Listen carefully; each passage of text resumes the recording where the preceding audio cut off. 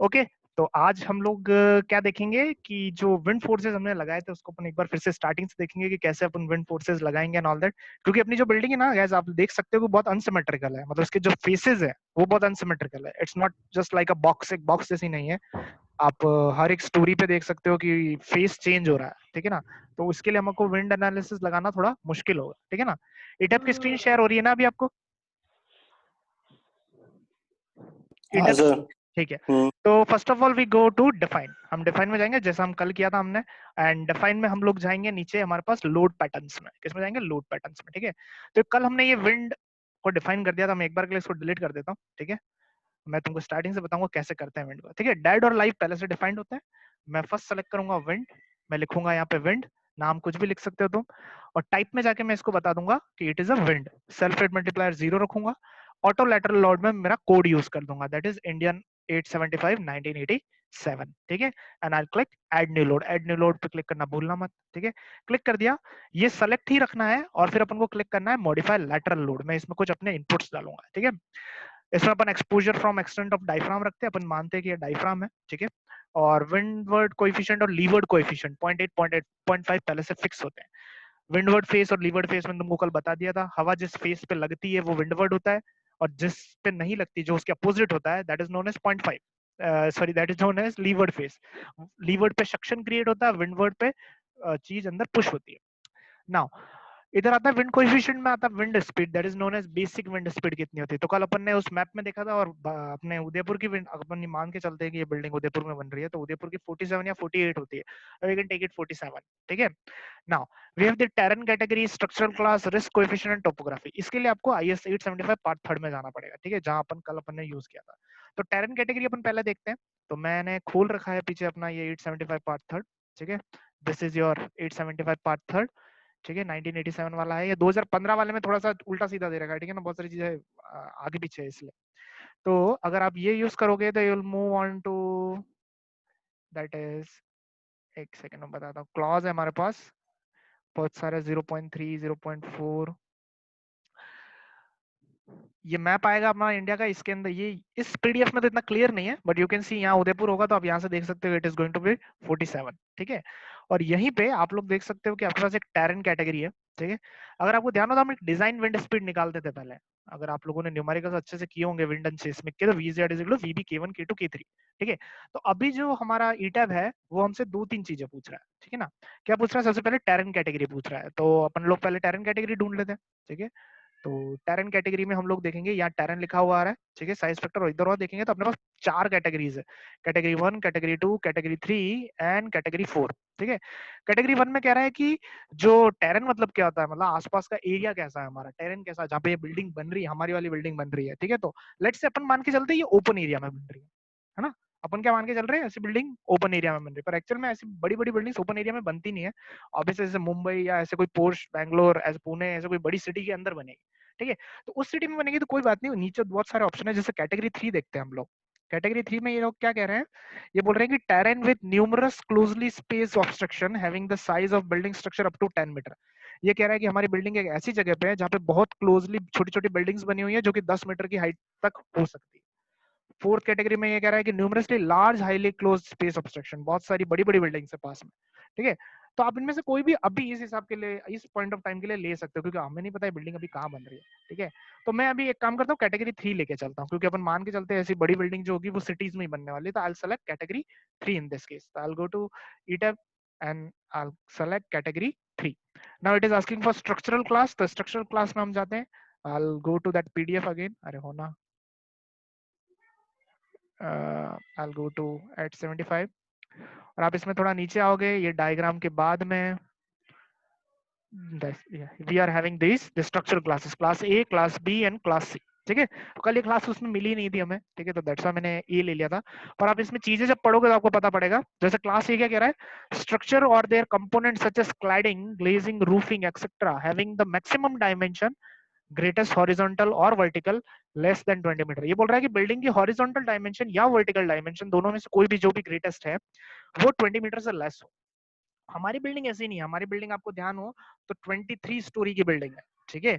और हर एक story 3 metre की है, तो 23 इंटू 3 करने जाएंगे तो comes out to be 69 metre.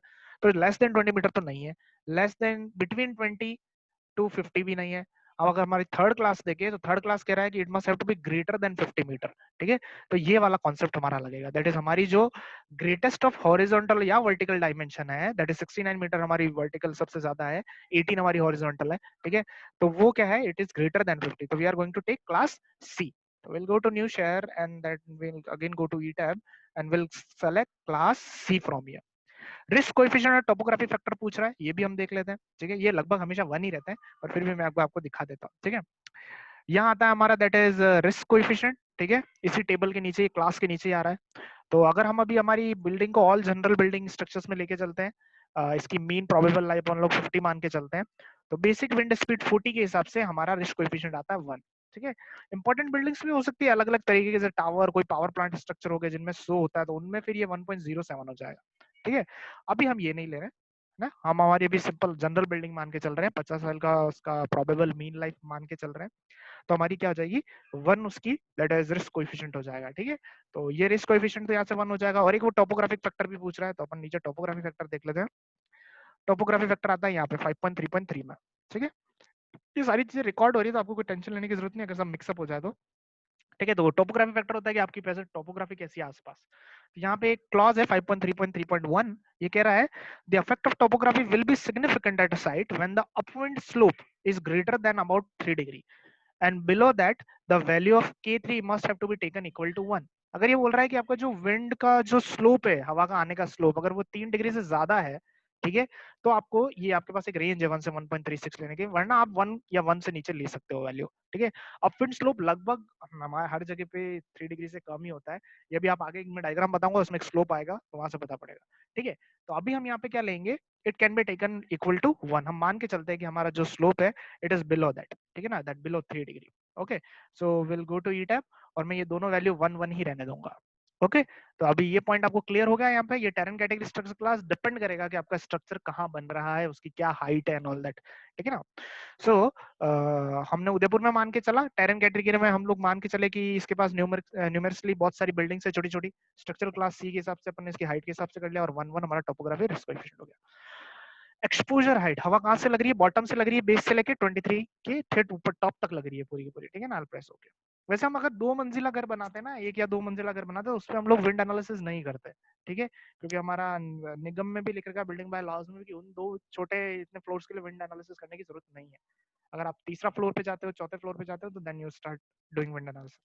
पर एज एन इंजीनियर आप लोग करते रहना। ठीक है, और अब वो ओके कर दिया मैंने, अब मैं इसको, अगर आपने यहाँ कैंसिल कर दिया तो जो भी किया वो कुछ सेव नहीं होगा ना, तो यू विल प्रेस ओके ही। ठीक है, तो now we have the definition, हमने ईटैप को बता दिया है कि भाई हमारे पास ऐसे ऐसे लोड लगेगा, पर अब कहाँ कहाँ लोड लगेगा वो देखना है। ठीक है, अब जैसे एक बार 3D में देख लो, ये हमारी बिल्डिंग है, ये जो एरिया है सामने वाला जो इस एक्सिस पे है, ठीक है, हम ये मानेंगे कि इधर से हवा चल रही है। ठीक है ना, इस फोर्स से। सर हमको रियल लाइफ में कैसे पता पड़ेगा हवा किधर से चल रही है, आप लोगों को उसके लिए विंड रोज डायग्राम देखना पड़ेंगे किसी भी एरिया के।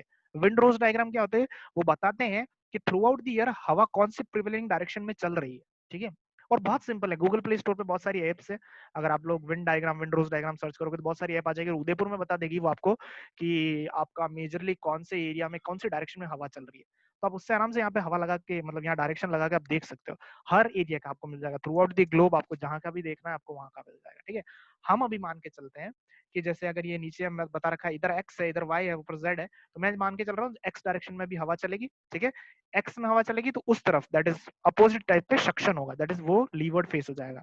और ये दोनों साइड वाले जो फेसेस है परपेंडिकुलर इनके बॉक्स के, वो भी सक्शन क्रिएट करेंगे, वो भी लीवर्ड कहलाते हैं। ठीक है, तो अभी उसको सेलेक्ट करने के लिए, अब मेरा जो हवा है वो लगेगी कहाँ, हवा ऑब्वियसली क्लैडिंग पे लगेगी, क्लैडिंग मतलब इन दीवारों पे लगेगी, तो मेरे को पहले दीवारें देखनी पड़ेगी, दीवारों को सेलेक्ट करना पड़ेगा और उन पे असाइन करना पड़ेगा। तो दीवारों को मैं सेलेक्ट कर सकता हूँ एलिवेशन से। ठीक है, तो मैं एलिवेशन में जाऊंगा, अब मेरे को कौन सा एलिवेशन देखना है, तो इधर आप पीछे देखना एक बार प्लान व्यू में, हमारी हवा इस तरफ से चल रही है एक्स डायरेक्शन में। ठीक है, तो मैं एलिवेशन कहाँ पे लूंगा, इस ए ग्रिड पे एलिवेशन लूंगा, ये ए जो दिख रहा है ए ग्रिड का एलिवेशन लूंगा, तो I select A and I hit apply and then I press okay. ठीक है, तो ए सेक्शन पे जितने भी सामने से इसको क्लैडिंग्स दिख रही होगी वो सब आ जाएगी। ठीक है, अब एक मेन चीज याद रखना, मैं एक एक करके सबको सेलेक्ट नहीं करूंगा, मैं क्या करूंगा, इधर नीचे जाऊंगा left hand side, right hand side में नीचे, और आई सेलेक्ट ऑल स्टोरीज। ठीक है, मैं क्या सेलेक्ट करूंगा, ऑल स्टोरी, मतलब मैं जो भी सेलेक्ट करने जाऊंगा मैं, जैसे ही जो भी क्लैडिंग सेलेक्ट करूंगा, सारी क्लैडिंग उस स्टोरी के अंदर जो भी है वो सब सेलेक्ट हो जाएगी। जैसे मैंने इसको क्लिक किया, सारी की सारी सेलेक्ट हो गई। आप थोड़ा जूम करके देखो, ये सब सेलेक्ट हो गई, ठीक है।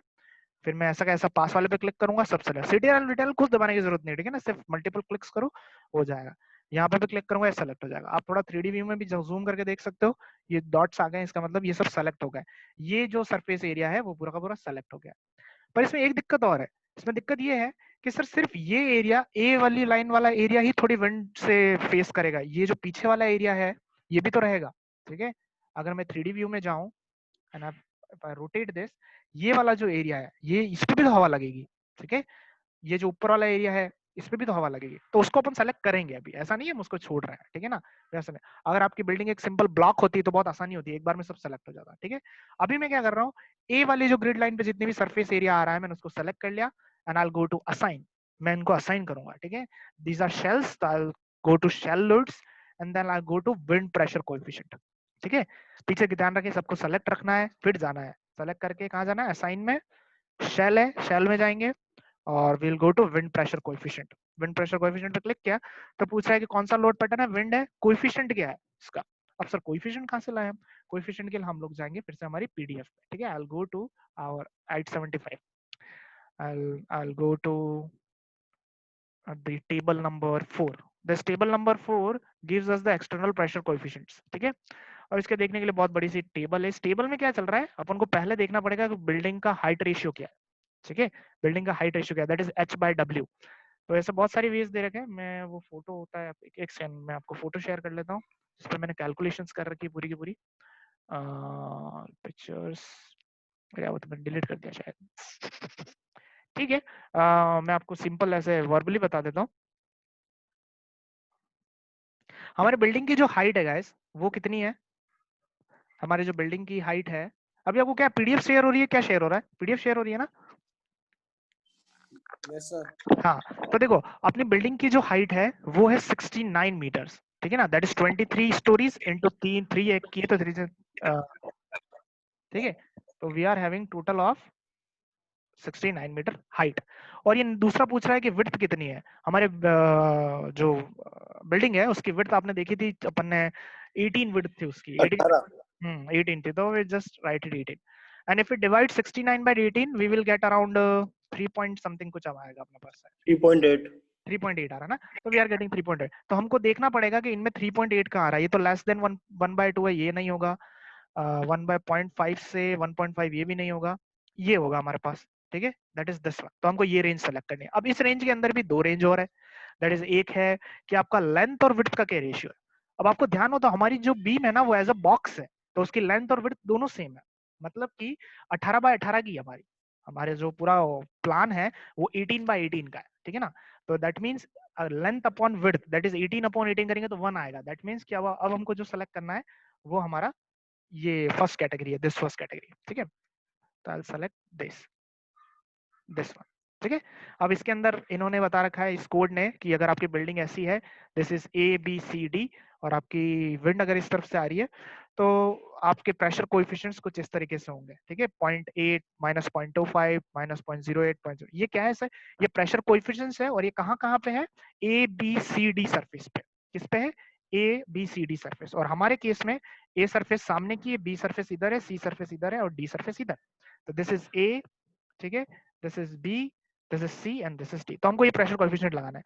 तो अभी गाइस अपन ने जो वॉल सेलेक्ट कर रखी है ना वो ए साइड की वॉल है, ठीक है ना, इस डायग्राम के अनुसार और हमारे ई टाइप के स्ट्रक्चरल डायग्राम के अनुसार it is the A side. तो ए साइड पे कितना प्रेशर कोएफिशिएंट है, +0.8। प्लस से मतलब इट इज विंडवर्ड फेस, तो we can write it is +0.8। तो I will go to E tab और मैं यहाँ पे लिख दूंगा +0.8। सर प्लस नहीं लिखूं तो कोई बात नहीं, वैसे प्लस ले लेता है वो खुद ब खुद, पर अगर माइनस का जब आएगा तो आपको माइनस लिखना पड़ेगा। तो विंडवर्ड है, आई क्लिक अप्लाई, ठीक है, and then I press okay, ठीक है। तो अभी मेरे फोर्सेस लग चुके हैं, ठीक है। पर अभी ये वॉल्स बाकी है, जैसे इधर वाली ये वॉल्स है, उसकी उधर वाली वॉल्स है, ठीक है ना, वो बाकी है। तो वो कौन सी ग्रिड पे आ रही है, वो कोई भी, वो जस्ट नेक्स्ट ग्रिड पे आ रही है, दैट इज बी वाली ग्रिड पे आ रही है। तो मैं आपकी बार एलिवेशन जो लूंगा वो मैं बी वाली ग्रिड पे लूंगा। तो I press apply and then I press okay, ठीक है। तो बी में क्या होगा, जो ऊपर है हवा में है वो सारी की सारी आएगी, ठीक है। तो मैं ऑल स्टोरी नीचे सेलेक्ट रखूंगा और मैं सबको सेलेक्ट कर लूंगा, ठीक है। सेंटर पे क्लिक करूंगा तो सब सेलेक्ट हो जाएगी। सेम प्रोसीजर, पर अब की बार ये बी है, तो बी पे हो सकता है विंड कोएफिशिएंट कुछ अलग हो, तो 875 पे अपन लोग जाएंगे और अपन देखेंगे बी पे जो है, सॉरी बी तो इधर है हमारा, हम अभी भी ए के अंदर ही है, थोड़ा सा ध्यान रखना, अभी भी हम ए पे ही है, हमने ए पे ही दूसरी लेयर ली है, ठीक है, तो हम अभी भी ए पे ही है, तो इट विल रिमेन सेम, ठीक है। तो I will go to E tab again and I will go to assign, पीछे मैंने सेलेक्ट कर रखा है सब, I will go to shell loads, I'll then click wind pressure coefficient, wind select रखूंगा, 0.8 की रखूंगा, windward रखूंगा, I'll click apply, ठीक है, and then I'll press OK, ठीक है। अब ये फोर्सेस लगे कि ना गए, तो आप उसको एक बार प्लान में चले जाओ और स्टोरी 1 का प्लान देख लो, किसी भी स्टोरी का देख सकते हो वैसे, तो स्टोरी 1 का प्लान देख लो एंड विल प्रेस ओके, तो आपको पीछे दिखेगा कि आपने 0.8 का अंदर की तरफ विंड का फोर्स लगा दिया है, ठीक है, ये विंड का फोर्स, क्योंकि हमने उसको बताया है विंड वर्ड फोर्स से, दैट्स व्हाई वो इस तरफ लगा रहा है, ठीक है ना, उसको सपना नहीं आया कि वो इधर लगा रहा है, आपने उसको बताया, दैट्स व्हाई। सिमिलरली अगर आप ऊपर स्टोरीज पे जाओगे तो भी आपको दिख जाएगा, ठीक है ना। तो अभी हमने क्या किया, विंडवर्ड फेस पे ए वाले फेस पे लगा दिया, अब बी फेस पे लगाना अपन को, तो बी फेस पे हमको कौन सी ग्रिड सेलेक्ट करनी पड़ेगी, डी, तो मैं एलिवेशन में जाऊंगा and I will click D and I apply and then I press okay, ठीक है। अब वही गणित बैठानी है फिर से, नीचे ऑल स्टोरी सेलेक्ट रखूंगा मैं, और मैं सारी की सारी पैनल्स को, क्लैडिंग को सेलेक्ट कर लूंगा, ठीक है। अब क्योंकि ये बी सरफेस है ना, ग्रिड डी है, पर उस हमारे IS 75 के हिसाब से ये क्या है, हमारी बी सरफेस है, दिस वन, ठीक है। तो ये सरफेस है अगर हमारी, तो उसके लिए हमारा प्रेशर कोएफिशिएंट कितना है, पॉइंट माइनस 0.25, ठीक है ना, इट इज व्हाट, माइनस 0.25। तो I will go to E tab and I will go to select, रख रखा है मैंने सबको, I will go to assign shell loads, wind pressure coefficient, wind select है and I will write minus 0.25, ठीक है। और आपकी बार लीवर्ड फेस है, ध्यान रखना, विंडवर्ड मत कर देना, क्लिक लीवर्ड फेस, ठीक है, माइनस 0, क्लिक अप्लाई, ठीक है, एंड देन प्रेस ओके, ठीक है। सेम एज दैट, अगर मैं आपको अब 3D व्यू में दिखाऊं तो सिर्फ यही दीवार नहीं है, ठीक है, सिर्फ यही फेस नहीं है, ये दीवार और है अभी, दैट इज सी ग्रिड और बाकी है, तो हम फिर से एलिवेशन में जाएंगे और सी ग्रिड को सेलेक्ट करेंगे, आई प्रेस अप्लाई, ठीक है, एंड आई प्रेस ओके। तो सी ग्रिड पे अपन लोगों ने एलिवेशन ले लिया, और फिर similar, sorry all stories select रखेंगे and again I will select all the claddings, same go with the assign shell loads, go with the wind pressure coefficient, और सेम चीज वही, क्योंकि बी सरफेस ही है तो 0.025 ही रहेगा, प्रेस अप्लाई, ठीक है, एंड आई प्रेस ओके, ठीक है। एक बार चेक करने के लिए, स्क्रीन शेयर हो रही है ना, ठीक है, ओके। एक बार चेक करने के लिए मैं फिर से प्लान में जाऊंगा and I will go to story 1, I will go hit apply and then I press okay, ठीक है। तो मेरे को अब दिख जाएगा कि इधर से 0.8 लगा हुआ है और इधर से अभी अपन ने जो माइनस 0.5 लगाया है, देखो इसका सक्शन क्रिएट हो रहा है, that means it will be inwards, तो अभी तक हम सही चल रहे हैं। तो ये दोनों सरफेस हो गए, पर अभी इधर वाला एरिया और ये वाला एरिया बाकी है, that is C and D surface, ठीक है। तो सी एंड डी सरफेस अगर अपन 875 पे जाएं, ठीक है, आई गो टू 875 और सी और डी के लिए मैं देखो तो दोनों के लिए सेम है, -0.8, ठीक है। तो हम लोग हमारे ई टैब में जाएंगे, ठीक है, और अब की बार मैं एक शॉर्टकट बताता हूँ आपको कैसे सेलेक्ट करना है, ठीक है। तो अब की बार मैं फिर से वो पूरी पूरी रामायण नहीं करूंगा, मैं क्या करूंगा, अब की बार मुझे क्या करना है, 1 पे लगाना है, 2 पे भी लगाना है, 3 पे भी लगाना है और 4 पे भी लगाना है, क्योंकि 1 ग्रिड पे भी वॉल्स है, 2 ग्रिड पे भी वॉल्स है, 3 पे भी और 4 पे भी है। और अब की बार क्या है, सारी की सारी क्या हो रही है, सक्शन क्रिएट कर रही है, तो हम एक ही बार में सब सेलेक्ट कर लेंगे, ठीक है ना। तो मैं कैसे करते हैं बताता हूँ। सबसे पहले अपन 1 ग्रिड पे एलिवेशन लेंगे, तो I will go to elevation, I will click 1 and click apply, ठीक है। तो अभी हम क्या कर रहे हैं, इधर 3D में अगर देखो तो हम इधर सामने से देख रहे हैं इसको, ठीक है, आई प्रेस ओके, ठीक है। मैं क्या करूंगा, ऑल स्टोरी नीचे सेलेक्ट रखूंगा, मैं सारे के सारे पैनल्स को सेलेक्ट कर लूंगा, ये मेरे पैनल सेलेक्ट हो गए। अब मैं असाइन करने नहीं जाऊंगा, अब मैं क्या करूंगा, यहाँ पे ऊपर जो अप डाउन वाली बटन है ना, इससे क्लिक करूंगा। सर इससे क्या होगा, अभी मैं 1 ग्रिड पे हूँ, मैं जैसे ही इस अप वाली बटन पे क्लिक करूंगा मैं दूसरी ग्रिड पे आ जाऊंगा, ठीक है। मैं जैसे ही दूसरी ग्रिड पे आऊंगा, वो पीछे वाला सिलेक्शन गया नहीं है, वो अभी भी सिलेक्टेड ही है, ठीक है ना, 49 सेल्स सिलेक्टेड। तो मैं आ जाऊंगा अपने एलिवेशन 2 पे, तो ठीक है, मैं एलिवेशन 2 की सारी वॉल्स को सेलेक्ट कर लेता हूँ, ठीक है। सिमिलर टू एज मैं फिर से और आगे जाऊंगा, ठीक है। अब मेरा एलिवेशन 3 आ जाएगा, मतलब अब बिल्डिंग की दूसरी तरफ चला गया, उल्टी तरफ। अब मैं वहां के सेल सेलेक्ट कर लूंगा, ठीक है। ये टैब खुद ब खुद पता लगा लेगा कि मुझे किधर से डायरेक्शन लगानी है, ठीक है ना। अब मैं 3 पे आ गया, मैं सिमिलर फिर से अप वाली बटन दबाऊंगा, मैं लास्ट ग्रिड पे पहुंच जाऊंगा और लास्ट ग्रिड की जो भी वॉल्स हैं उन सबको मैं सेलेक्ट कर लूंगा, ठीक है। सारे सेल सेलेक्ट हो गए, 122 सेल सेलेक्टेड। और अब मैं जाऊंगा असाइन में, क्योंकि अब सब सेम है, तो shell loads, wind pressure coefficient, और हमारा विंड ही है, लीवर्ड ही है, और हमारा जो कोएफिशिएंट था वो कितना था, कोएफिशिएंट हमारा था दैट इज -0.08, ठीक है।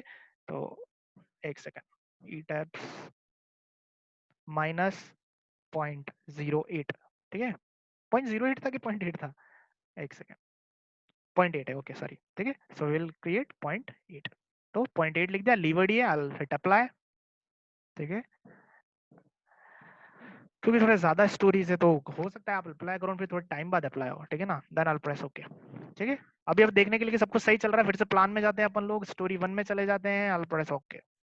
सीधा ओके भी कर सकते हैं, वो सीधा वही दिखाएगा। अब देखो अब सब अच्छे से हो गया, सॉरी, इधर से आपका 0.8 का लग रहा है, इधर से 0.8 का लीवर्ड फेस लग रहा है, इधर से -0.25 ये तो प्लान 1 है जो कि सबसे सिंपलेस्ट प्लान था। अपन लेट से थोड़े ऊपर जाके चेक मारते हैं, हम लोग लेट से 14 स्टोरी पे जाते हैं, तो क्लिक अप्लाई है ना, ओके। तो अपन देख सकते हैं कि बहुत ही खूबसूरती से एकदम सही तरीके से अपना लगा है फोर्स, ठीक है ना। इधर से हमारा 0.8 का लग गया है, इधर से -0.8 का सेक्शन क्रिएट हो गया है, बाकी सब जगह पे बहुत सही से लगा है, ठीक है ना। तो this is how the wind load coefficients are applied. समझ में आ गया अच्छे से। अगर जब तुम विंड एनालिसिस या वो सिस्मिक एनालिसिस पढ़ोगे ना ढंग से और उस चीज को इस बिल्डिंग से रिलेट करोगे तो तुमको बहुत अच्छे से तुम्हारे डाउन जो भी डाउट्स है वो क्लियर हो जाएंगे, ठीक है। तो this is how the wind load are defined, ठीक है ना, ऑन टू आवर बिल्डिंग्स, ठीक है। अब अगर टॉप स्टोरी में देखना चाहो तो you can go to your top story 23 and you can hit up K, will get to see कि वहां पे भी लोड अच्छे से लगे हुए हैं। अगर आपकी बिल्डिंग बॉक्स होती ना, सिंपल एक बॉक्स, मतलब अगर प्लान 1 जैसी होती, जैसे कि अगर हम प्लान 1 ले लें, ठीक है, तो लोड्स लगाने बहुत आसान होता है।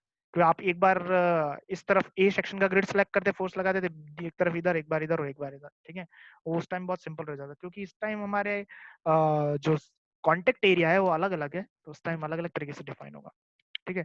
और जब हमारे पास कर्वेचर वाली बिल्डिंग्स आ जाती है तो तब भी हमको जो हमारे शेल्स जो होंगे कर्वेचर वाले वो हमको सेलेक्ट करने पड़ेंगे as a windward and leeward face. अगर जैसे कोई सर्कुलर बिल्डिंग है, सर्कुलर कॉलम है, तो हम उसको डायमेट्रिकली काट देंगे बीच में से, एक सेमी सर्कल को हम लोग विंडवर्ड लेके चलेंगे, एक सेमी सर्कल को हम लीवर्ड लेके चलेंगे, और उस तरीके से हम उन फोर्सेस अप्लाई करेंगे, ठीक है। तो ऐसा हमारा क्या होता है, विंड फोर्स लगता है। किसी को डाउट कुछ अभी तक विंड फोर्स में, कैसे लगाना है, क्या करना है, ठीक है। कोई डाउट हो तो पूछ,